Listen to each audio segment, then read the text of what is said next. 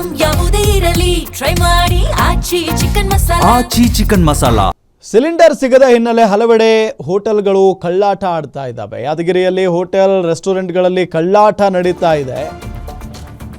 Cylinder ಸಿಗ್ತಾ ಇಲ್ಲ ಅನ್ನೋದನ್ನೇ ಇಟ್ಕೊಂಡು ಈಗ ಬಹಳ ಮೋಸ ನಡೀತಾ ಇದೆ ದೇಶದಲ್ಲಿ, ರಾಜ್ಯದಲ್ಲಿ. ಕಾಳಸಂತೆಯಲ್ಲಿ ಡಬಲ್ ರೇಟ್ಗೆ ಸಿಲಿಂಡರ್ಗಳನ್ನು ಮಾರಾಟ ಮಾಡ್ತಾ ಇರೋದು, ಹೋಟೆಲ್ಗಳಲ್ಲಿ ಗೃಹ ಬಳಕೆ ಸಿಲಿಂಡರ್ಗಳನ್ನು ಯೂಸ್ ಮಾಡ್ಕೊಳ್ತಾ ಇದ್ದಾರೆ.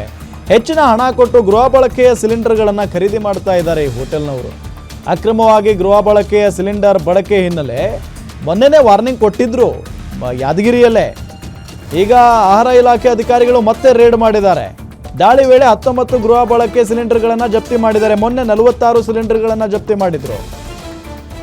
ಸೊ ನೋಡಿ, ಇದೇ ರೀತಿಯಾಗಿ ಗೃಹ ಬಳಕೆಯ ಸಿಲಿಂಡರ್ಗಳನ್ನು ಕೊಂಡ್ಕೊಂಡು ಹೋಟೆಲ್ಗಳಲ್ಲಿ ಬಳಸ್ಕೊಳ್ತಾ ಹೋದರೆ ಮುಂದೆ ಗೃಹ ಬಳಕೆಗೂ ಕೂಡ ಸಿಲಿಂಡರ್ಗಳು ಸಿಗದಂಗೆ ಆಗೋಗ್ಬಿಡುತ್ತೆ ಪರಿಸ್ಥಿತಿ. ಈಗ ಅಂಥದ್ದೇ ಪರಿಸ್ಥಿತಿ ನಿರ್ಮಾಣ ಆಗಿದೆ ಭಾಳ ಕಡೆ.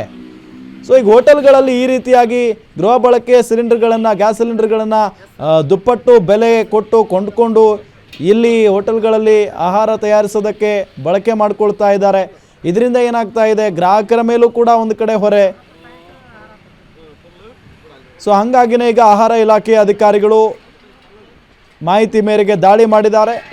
19 ಗ್ಯಾಸ್ ಸಿಲಿಂಡರ್ಗಳನ್ನು ವಶಕ್ಕೆ ಪಡೆದಿದ್ದಾರೆ ಅನ್ನೋದು ಗೊತ್ತಾಗ್ತಾ ಇದೆ. ನೋಡಿ, ಇಲ್ಲಿ ಪಲ್ಲವಿ ಫ್ಯಾಮಿಲಿ ರೆಸ್ಟೋರೆಂಟ್ ಇದೆಯಲ್ಲ, ಇದೇ ರೆಸ್ಟೋರೆಂಟ್ನವರು ಗೃಹ ಬಳಕೆಯ 19 ಸಿಲಿಂಡರ್ಗಳನ್ನು ಯೂಸ್ ಮಾಡ್ಕೊಳ್ತಾ ಇದ್ರಂತೆ. ಸೊ ಮಾಹಿತಿ ಮೇರೆಗೆ ದಾಳಿ ನಡೆಸಿದಂಥ ಆಹಾರ ಇಲಾಖೆಯ ಅಧಿಕಾರಿಗಳು ಈಗ 19 ಸಿಲಿಂಡರ್ಗಳನ್ನು ವಶಕ್ಕೆ ಪಡೆದಿದ್ದಾರೆ.